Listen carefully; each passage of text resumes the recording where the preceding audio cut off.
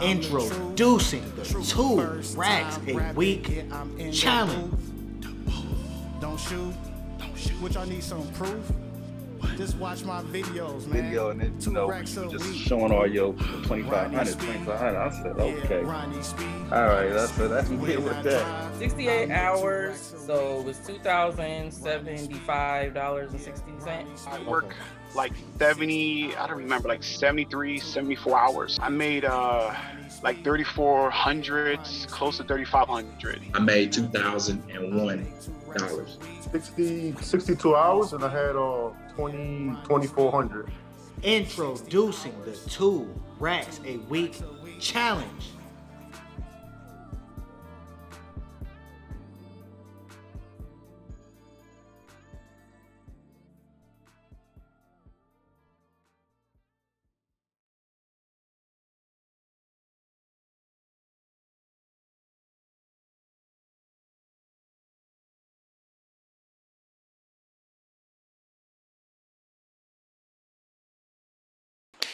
Alrighty. Ladies and gentlemen, here we have another winner of the 2 racks a week challenge, man. Here we have my boy Bobby. Bobby, do a quick introduction. Let them know what market you driving in and which platform you drive on. Yeah, what's up? My name is Bobby. I live in Avondale, Arizona, but I drive in Phoenix for the most part. And I usually use Lyft for the most part, but every now and then I'll sneak over to Uber if they got a promotion that's going that suits me right for the week. All right, not too shabby, man. So how long have you been, driving Lyft? Like, been on Lyft for 5 years now. Okay.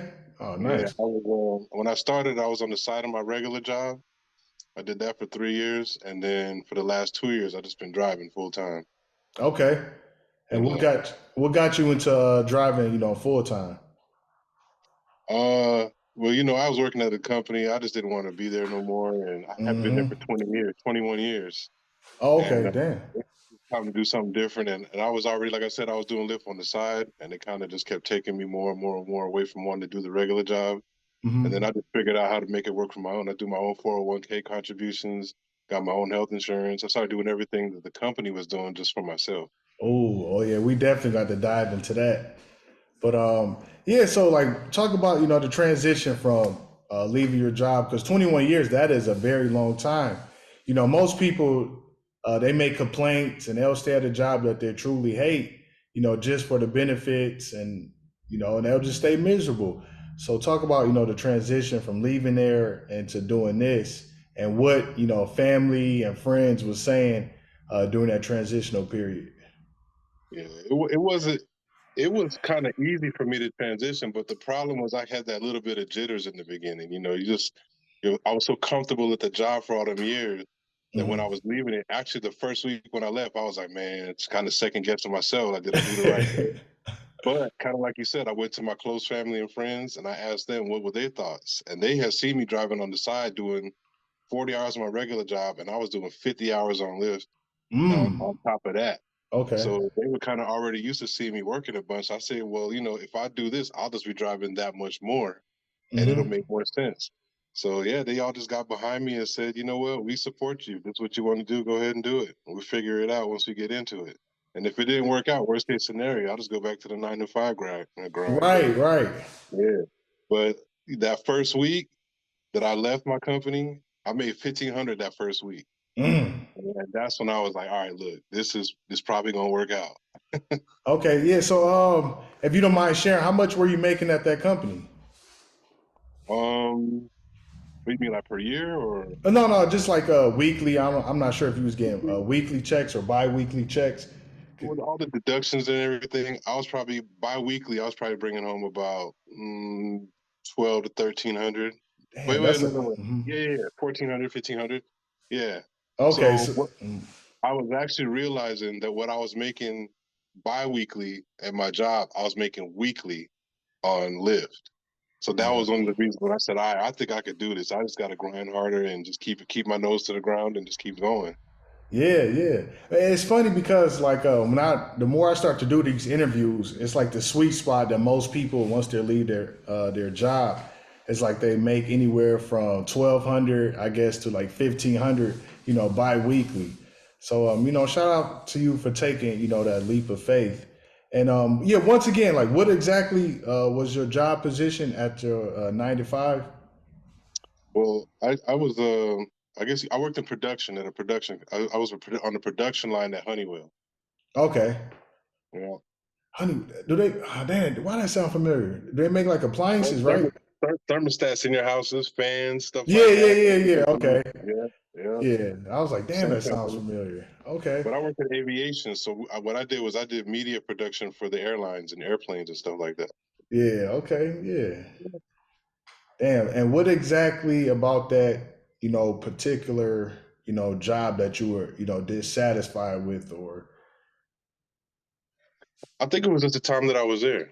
Mm-hmm. We had there was like a raise freeze for a bunch of years, so I didn't get any raises for a few years.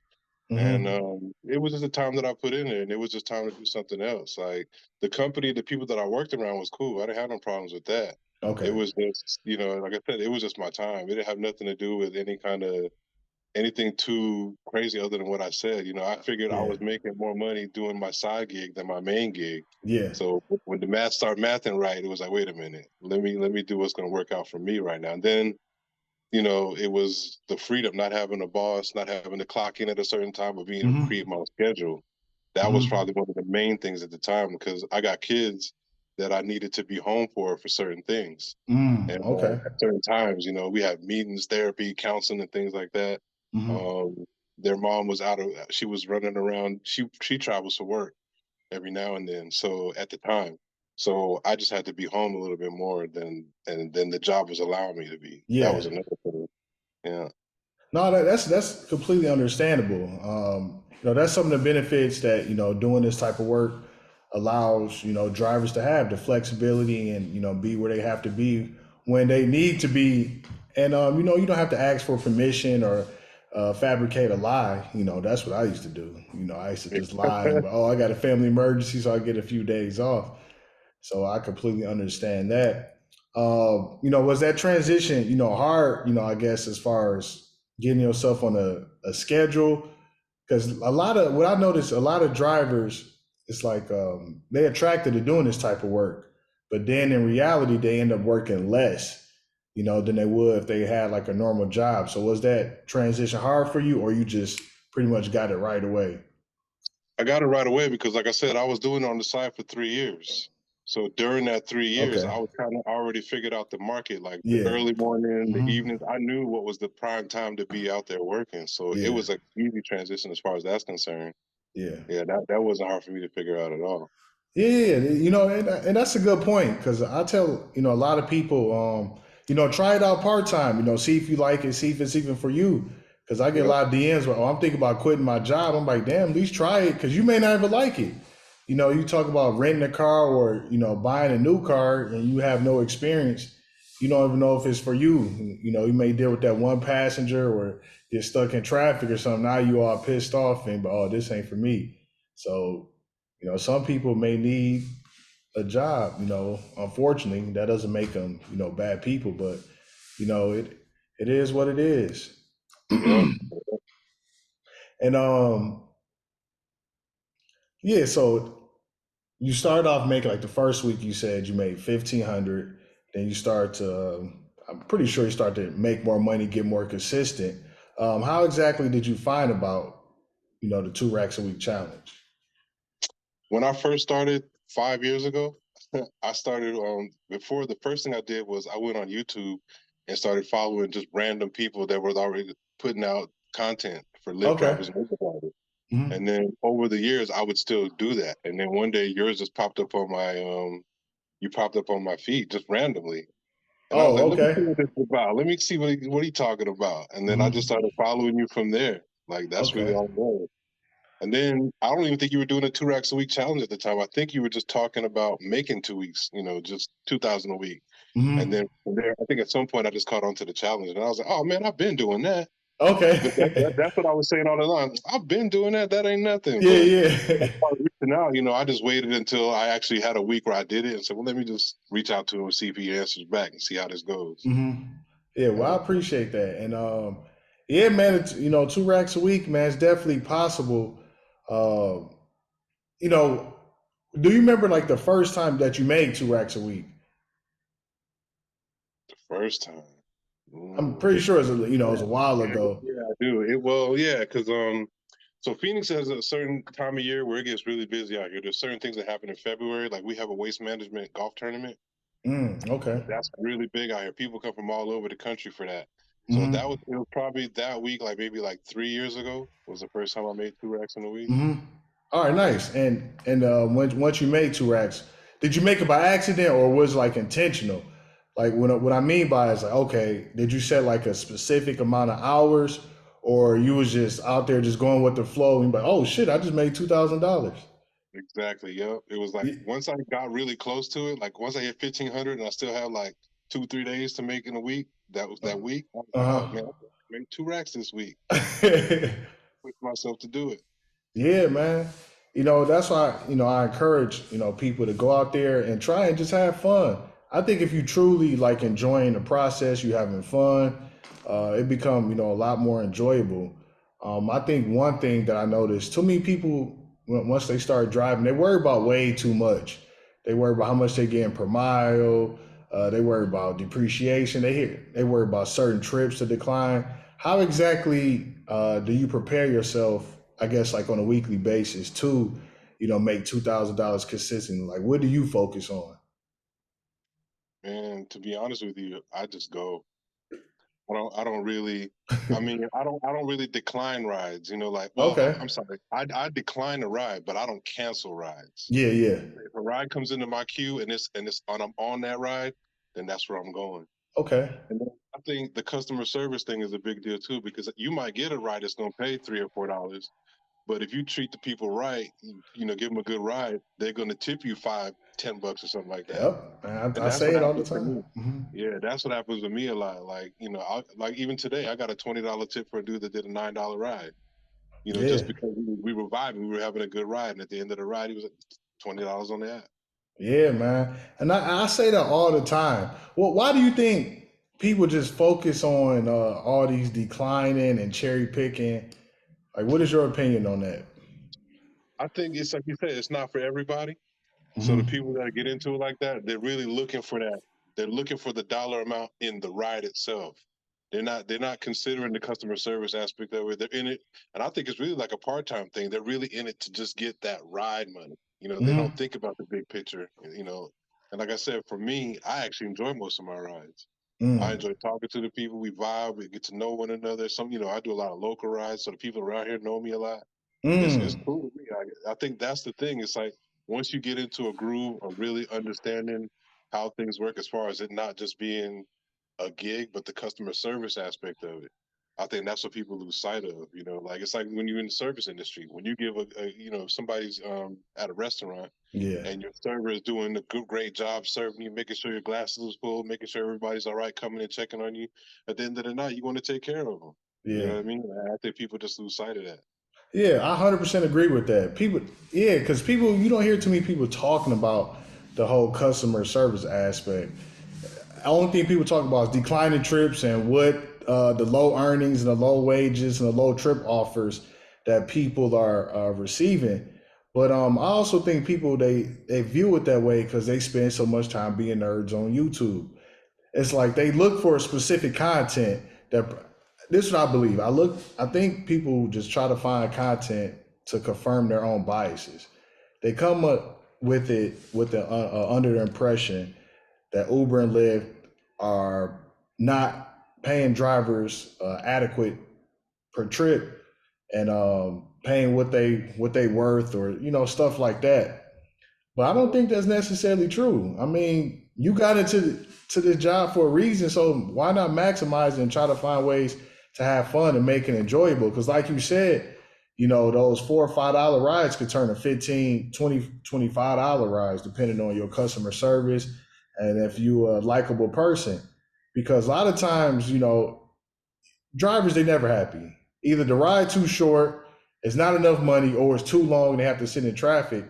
And you could get tipped both ways. Like I picked up a guy last week. He was like, "Man, I appreciate you, taking me here." I wasn't even too far, and it was nighttime, so the ride was probably like 30 minutes. And he said, "Yeah, I'm gonna take care of you like through the app." I was like, "All right, cool." I can't remember how much he tipped me, but that just goes to show you that drivers are never happy. Yeah, they're, I agree. I agree. they're never Yeah, happy, man. yeah. So Yeah, I'm not really with the whole declining aspect. You know, for me, like I said, if a ride comes into my queue and I'm actually on that ride, I'm gonna take it. I'm gonna take it. That's just how I do it. yeah, man. And it's a lot easier that way because it's less to focus on. You get more trips, and eventually, stuff will add up. And we pretty much have like the same strategies. I'll just go with the flow, man. I'm not because when I first started driving, just like you, it was no, oh, I get to see where we're going, how much you getting per trip. The trips come in, you just accept it, and whatever happens, happens. So all these new drivers, they like, oh, well, I'm trying to get paid this per mile. I'm using this app, and it tells you how much you get per trip, how much you get per. I'm like, damn, that's way too much, man. And you Yeah. end up, making less money. So one last thing before we even get to your weekly earnings. Um, did you always have this type of mindset as far as just being chill, provide customer service, and just being happy? No, I developed that when I started doing this. Oh, okay. 'Cause in the beginning, it was like we just listening to the radio. I wasn't speaking. I was, that's only like maybe for the first 15 rides or so. By the time I was around Yeah, 20, 25 rides, it was like, I started talking to people. How was your day? Where you from? What you into? Like where yeah, you at? And then yeah. from there, I just developed how to be more sociable during my rides. You know what I Mm. mean? The only time I don't talk is if I talk to somebody and I ask somebody to do it, and they give me one word answer, and then they go to their phone. Yep, yep, Yeah. yep. Once I see Yeah, that two, 3 times, they go on their phone. Oh, you busy? You reading exactly. something, watching something? So I just leave them alone. Yeah. Yeah. Real quick, why do you think you had like that type of, uh, we can say like mindset or that type of perspective, like coming into it? You mean as far as not speaking and all that? Yeah, like the first, like feel like I'm just gonna listen to the radio and not really I think it engage. was because just at the time I didn't really know it was. I was really just trying to kind of like how you just said. My daughter started doing this before me. Okay. And so she came to me one day and she was like, "Dad, I think you should try it. You might like it. I don't like it, but you might like it." So I was like, "All right, well, because you said so, let me try it."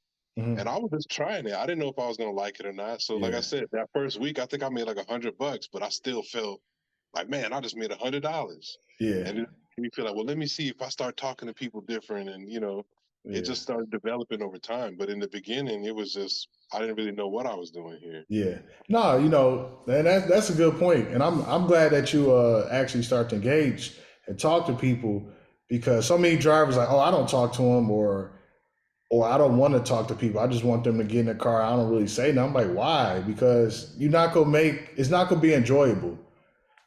Like Hmm. at some point, you're going to have to talk just for your own sanity.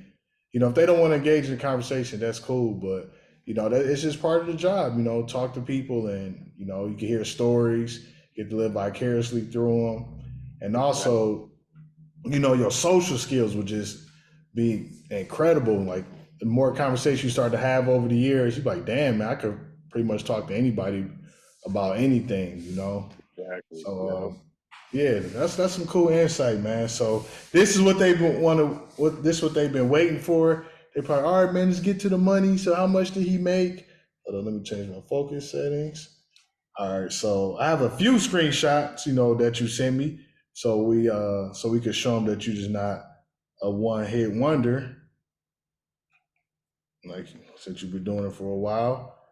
Okay, so the first one you sent me was the most recent one, December 11th through December 17th. 172 rides, 74 hours, 34 minutes for $2,036. Y'all probably seen it at the beginning of this video. So y'all see it right there. Bam. And sent a few more. October 23rd through October 29th. 167 rides, 71 hours and 4 minutes, $2,119. Not too shabby. June 26th through July 2nd, 185 rides, 67 hours, 1 minute for 21, 54. Y'all can see it. I don't turn my and 58 hours, 155 rides for $2,600. Y'all see that right there. Yeah, that was a big week right there. Yeah, I see. And look, that was 6 days. I took a whole day off during that week. Oh, was it like a good promotion? Do you remember, or it was just the rides Man, was just popping? that was so Taylor Swift started her tour.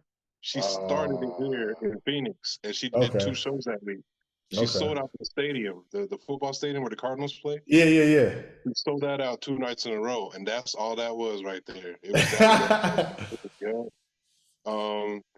I made more that week. Super Bowl week, I did 7 days, and I made $500 more in 6 days than that week. Damn. It was they had promotions going all day, every day. It was like how you could do like I think 3 rides and then you get like $18 bonus. Yeah. Like consecutive. Yeah. Yeah, I was doing that, but I was making sure to do 4 rides per hour so I can get 2 bonuses. Mm-hmm. Yeah, I was doing that like the Just entire eating them week. up.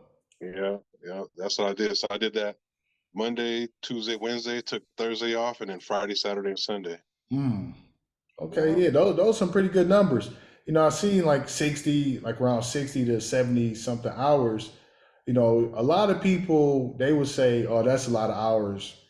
I don't want to work that much." Or what's the common trope that they call drivers ants?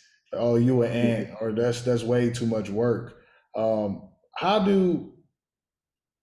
does that feel? Working 60, 70 hours for you. Is it easy? Is it a lot of work? Are you tired?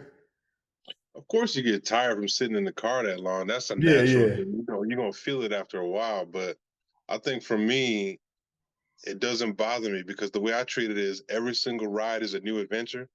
So Mm, I get a reset when somebody else gets in the car. okay. Like every time somebody gets out the car and somebody else gets in, it's like I start the whole process over. Yeah. So I don't get tired of driving because it's like, the next thing I know, like once we start talking and engaging and whatnot, next thing I know, the ride is over. And they're like, sometimes they don't even want to get out the car. They sit in the car waiting, Right. talking. And I'm like, man, I got another ride, man. You got to go. Yeah. I So had few of them. yeah. So I don't really get tired of it because, like I said, every ride is a new adventure. And that's just the way my vibe has been since I really started getting really into it, the past 2 years especially. Mm-hmm. I just really keep it on that level and just keep it going. Yeah. No, I agree with that, man. And because people they see this like, oh man, that's a lot of hours. Like you can't sustain this. I've been hearing this for years, but here I am. I'm still doing it, and now since I created this channel, doing these calls, I enjoy it even more. I honestly probably wouldn't even drive that much if I'd have had this channel because, talking to people, showing them what could be done, and stuff like that, makes it a lot more enjoyable. And I always say, man, you have to find ways to motivate yourself, to push yourself. You have to find your why, your reason to, help propel you forward. And that's just how it is. I enjoy it. I enjoy having conversations. I enjoy doing this and, having a plan. That's what also will keep you out there. And if you don't enjoy doing this, if you worry about depreciation, you're trying to find ways not to, put the work in. I mean, it's not going to work for you because your mind already focused on the wrong things. You're not focused on enjoying and making money, providing good customer service. Your mind is out there. It's outside of the game. What other negative characteristics you think a lot of drivers have? I think it's really just the customer service aspect. I don't really think, and they're not talking. I think that's really probably the most negative thing out there. But it's kind of like you said, if you got a problem sitting in traffic, if you have issues with the basics of being a Lyft driver and Uber driver, then if this ain't gonna work for you, it ain't for you. Then you Yeah. know what I mean? That's gonna happen. Things are gonna happen. I take everything in stride now. When I was working and I had my job, I did used to not want to be in traffic. I used to try to avoid certain things and move around so I didn't have to deal with this or deal with that. when I went full time, all those things started to fall to the side. Mm-hmm. But then it just didn't really matter. And, long as I'm on a ride, long as I'm out here grinding, then I just kept going. Yeah. Like for me, I got into a habit of getting up between 4:30 and 5 o'clock every morning. Mm-hmm. Like that's my thing. Like from where I live at to the airport, on average, it's usually a $20 to $30 ride. That's just the ride itself. Yeah. And I get one of those usually every morning when I start. I got a lot of Mm-hmm. Amazons and warehouses where people getting off work and going into work in the Yep. morning. So between all that, I just stay busy the moment I turn on. There's always Yeah. surge prices around here too. It's Yep. like I think once I get up and get into a groove, it's like I can't stop. You know what I mean? Like, and I think that's the thing. Like you said, you got to be able to get into the groove of it. And Right. if you can't, then it just ain't for you. But what about saturation? We over here making these content, and you just gonna oversaturate the market. I mean, not really. Right. I mean, the way I see it is, it's one of them things where if your algorithm is right, you can't really lose. Yeah. I don't even think it's about the algorithm, man. People, Really? like I said, they make excuses. People like they live life based on scarcity and fear. Like, okay, if you talk about the saturation of the market, it's like you coming from a place of scarcity. You believe it's too many drivers, for one, that's out there driving consistently, that's messing up the market. So that means there's probably not enough rides for you. I don't believe that's true. I don't think that will ever be true, because most people, they don't like doing this. They come into it with a negative mindset. They can't be disciplined. They can't be consistent, and they just won't show up. Eventually, they'll fall off. And a lot of people do it part-time. So if you're already doing it part-time, you got something else to occupy your time. It's only natural that you could be less, consistent at this. And like you said, man, you could turn on the app and get rides immediately. I'm a firm believer, if you could turn the app on at any time of the day, especially like if you're like in a major city, you will get rides at any time. Because let's say you start at 3 a.m. If you on there 10 hours, you're going to get rides within those 10 hours. So anytime you should be able to get rides. It would never be oversaturated because people don't want to work. They don't. Yeah. And that's the thing. I think that's the big misconception too. People are like, oh, you could create your own hours. You can work your own hours. Then they start thinking, well, I'm only going to work 6 hours a day. Yep. But that ain't how this is. That ain't going to work. And they can't even execute on that. Mm-hmm. Yeah, to make really good money, that ain't going to work. You know what I mean? Like, so I just create this discipline. Like I said, I get up and I do my 10, 11, 12 hours a day, and I'm good. Yeah. I'm really good doing that. Right, because man, and the excuse is the funniest thing ever. Because everybody got an excuse, everybody have a story. But like I say, man, just ask them, man. Just show me your past 4-week earnings. That's all. I don't care about what you have to say. I want to see what's going on in the app. Because you can sit up here and say, "Oh, it's too saturated. The earnings is low." Then you look at the app, you're like, "It's Friday. You only drove 13 hours. Like, what are you talking about?" Yeah. Saturation, like, what are you talking about, man? But yeah, another question, because I remember earlier you mentioned, you pretty much fund your own, health insurance, 401k and stuff. Like, how easy was that? Because people, especially now, because I like to post my earnings on Reddit, just hear the feedback. And most of it's negative. They talk shit. Or once you get a real job and they give you like real benefits. So talk about how easy was it for you to fund your own retirement and stuff like that? Well, I already have my retirement from my company. So what I did was I rolled it over into an IRA. Once I rolled it over into an IRA, I could have my own control over it and put my own earnings into it. So now I can put whatever I wanted to. Nobody's matching me. Right. I just got to put in more. That's all. So Yeah. I make it a contribution that comes out of my account every month and goes straight to my. I just make sure that week I cover the earnings. Make sure that I push myself a little bit harder for that. You know what I mean? Just for that week. And then as far as the health insurance, I mean, it's the same thing. I mean, right now, I'm kind of like juggling kind of how I do the health insurance thing. Because sometimes, I mean, right now, everything's good. I don't really need health insurance right now. Yeah. I'm healthy, everything is all good. But I ran into a person that told me that you can get health insurance through the state. You just got to jump through some hoops. Whatever. Every state is probably different, so I don't really know how they go through doing it. But like I said, it's just something that you just got to make sure you take care of it for yourself as best you can. Right. You got to Yeah, do the research. yeah. Just it's that simple. Like I said, man, people they try to find. They don't care. They don't really care about the solution. What they care about is finding an excuse not to do it. You could fund everything by yourself. It's really not that difficult. Do a quick Google search. Yep. Spend 30 minutes or whatever, however long it take, and just figure out how you can fund your own retirement and stuff like that. So when people talk about, oh, well, get a real job to have benefits, it's like, okay, well, fine, maybe. If that's what you value, I mean, I personally don't value that because I know, I could fund my own stuff. I value the freedom, the autonomy, the money I can make, and me being in control of my own schedule as much as possible. I mean, if you want somebody else to take the taxes out, fund your retirement, that's perfectly fine. In my opinion, you just lazy. You don't want to, you don't care enough, and you just want stuff to be easy. If you're that type of person, fine. But people do it all the time, man. It's ways around it. So what I did also is I used when I was working. So this is a little bit more to that story when me quit my job. Mhm. So when I was working my 40 hours a week. What I would do is I would get up in the morning, I would start working remotely from the house. Then I Mhm. would turn off the computer, drive into the office. But on the way to the office, I'm doing rides to the office. So Okay, yeah. yeah. So I would filter to the office. Once I get to the office, handle my business over there, and then when I get done with work, I would go work for another 6 hours. Then on Saturday, I would drive all 12 hours. So by the end, and then Sunday, I would take off from both jobs. I would do nothing. But so by doing that, I was able to put in like 50 hours on Lyft. Sometimes I work on Sunday too. So 50 hours on Lyft, 40 hours on a regular job. But then Mhm.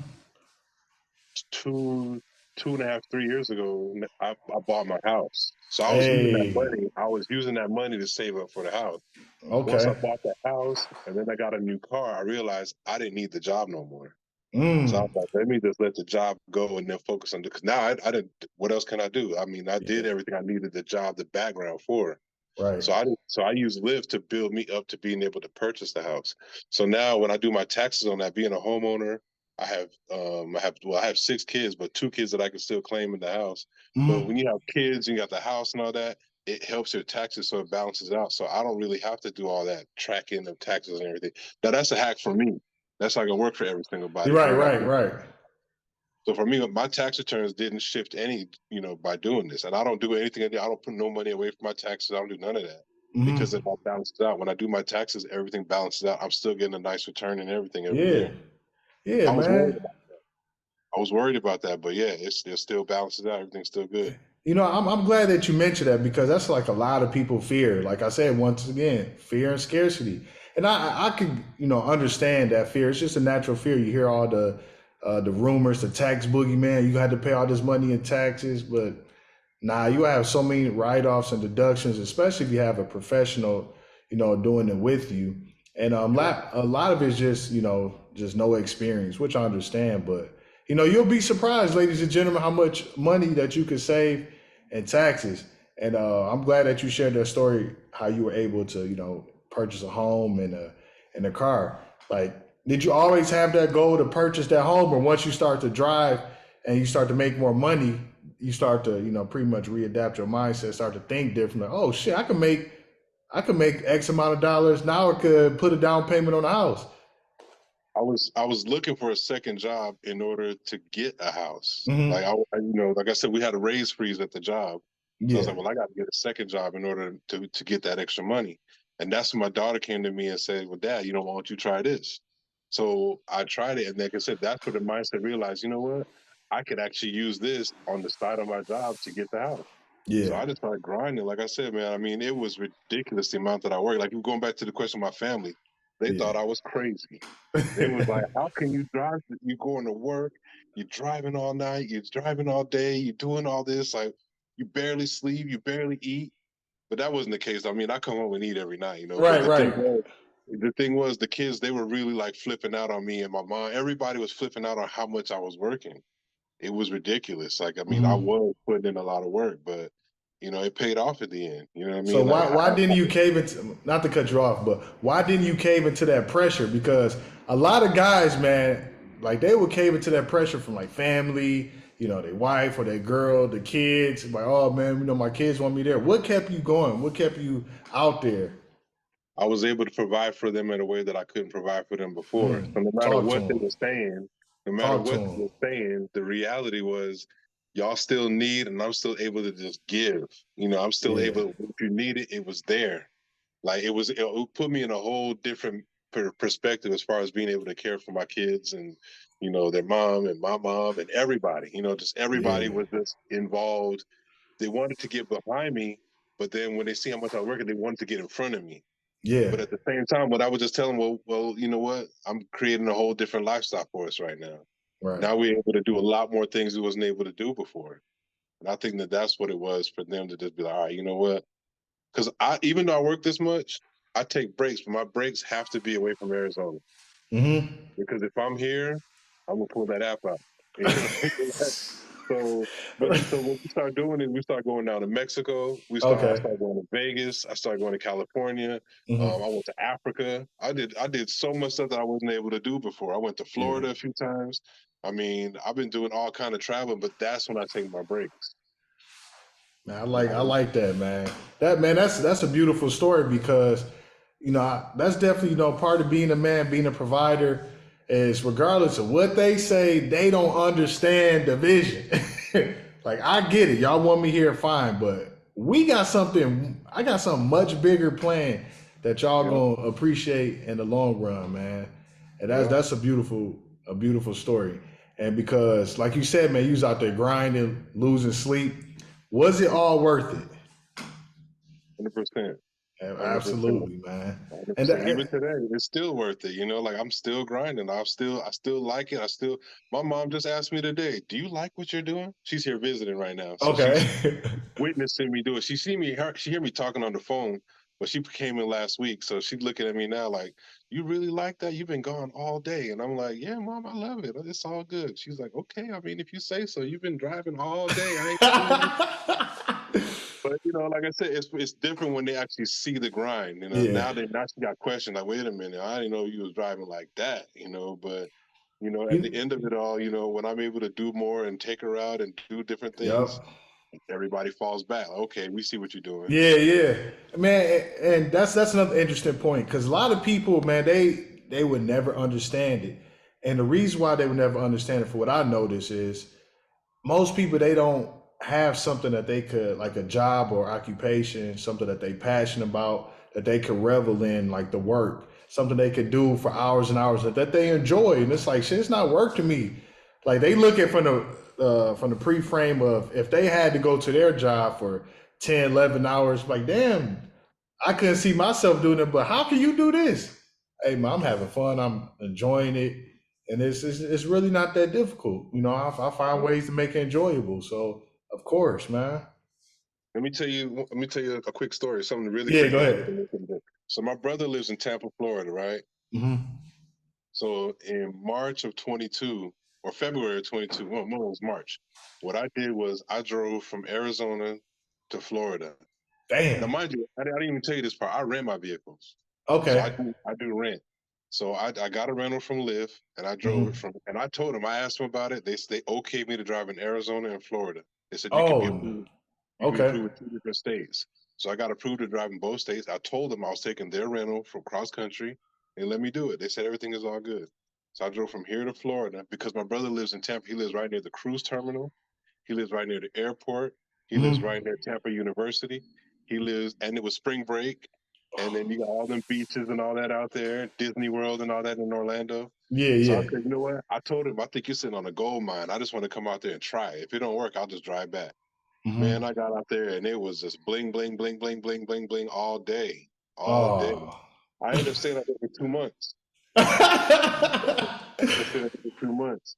And it was good money too. It was real good money out there. Like my dad actually came out there to visit. He stayed with us, me and my Mm-hmm. brother, and we was just chilling. They allowed me. They knew I was working. I would go out and grind, come back, and we was kicking it every night, man. It was cool.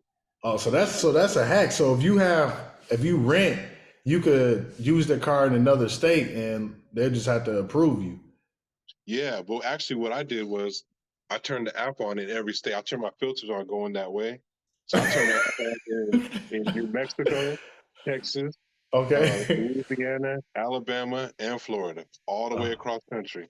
okay. I got rides in every state too, and I didn't no problems, nothing saying you know how you get that notification when you're in another state that Yeah, says yeah, yeah.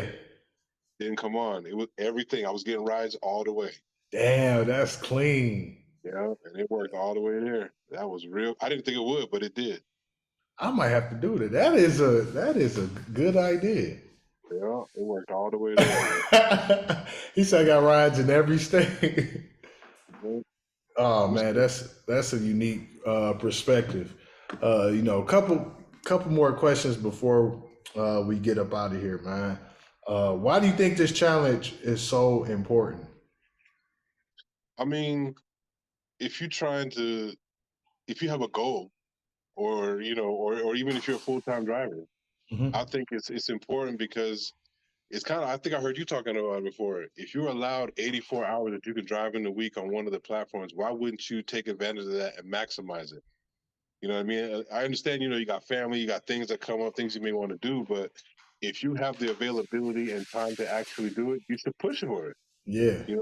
And I think that it creates a different level of independence. Mm, It's something that most people you can't figure out what it feels like until you actually there doing it. You know what I mean? yeah. And I think it encourages people like the challenge itself encourages people like myself who knows it's possible. Like I said, I've been doing it, but to be able to see other people doing it, it creates a different level of let me join the challenge. Let Yeah. me get it. Let me see if I can make it happen. And once you do it, you get a feeling of self accomplishment. You know what I mean? Like Exactly. I think it's important from that perspective to help other drivers that especially the full-time drivers that think, oh man, I'm just doing this and this and they're not working out. But when you see other people are doing it and they're telling their testimonies and you can see it helps everybody push themselves forward. Hmm. That's why. I appreciate everything you said, and like I always say, man, it's not even about the money. The money is cool, but the transition and your mindset, the person you become, for a lot of people, man, it's going to be like a major accomplishment for them. Because if you coming for a job, let's say you making a couple $100 weekly, then you go to making $2,000 in a week. That is huge for a lot of people, Yep. and it's like, damn, it's like an eye opener. Because a lot of people, maybe they work in less than 40 hours or 40 hours. Then you go to pretty much working 60, sometimes 70, 80 hours. It's like, damn, I didn't know I could be this efficient. I didn't know I could put this much work in. I'm letting other people dictate my thinking and dictate my thoughts, saying what can't be done. Now look at me. I put the work in. I made 2 racks a week or more. Like I'm in my own thoughts. I'm my own person. Why should I listen to anybody else with these negative thoughts? And it's gonna be like a gateway in beginning for a lot of people. You go from making 2,000, then it's your mind open up to new possibilities. Okay, like you said, let me try to get a house. And once you got your house, let's say if you didn't drive Lyft or Uber, what was the alternative? I don't know. Yeah, I mean, if I stayed at the same job or whatever, things just wouldn't have happened the way it happened for me. I needed this. I needed something like this in order to make it happen and to maintain it. I don't think I could be working at the job and maintain things the way I'm doing it now. right. Paying all these bills, the mortgage, car note, all the utilities, kids, and all this shit. Yeah. Like that stuff that I had to actually, be able to maintain it now. Hmm. So even now, like I don't know how I'm gonna go back to working a 9 to 5, or unless I'm doing something that's gonna bring in 2 racks a week. I don't know how that's gonna happen. Right, right. And one last thing, man, for the people out there, the new drivers and recurring drivers, people who've been driving full time, part time for a minute, who haven't made 2 racks a week, what's the last minute advice that you could give to these ladies and gentlemen?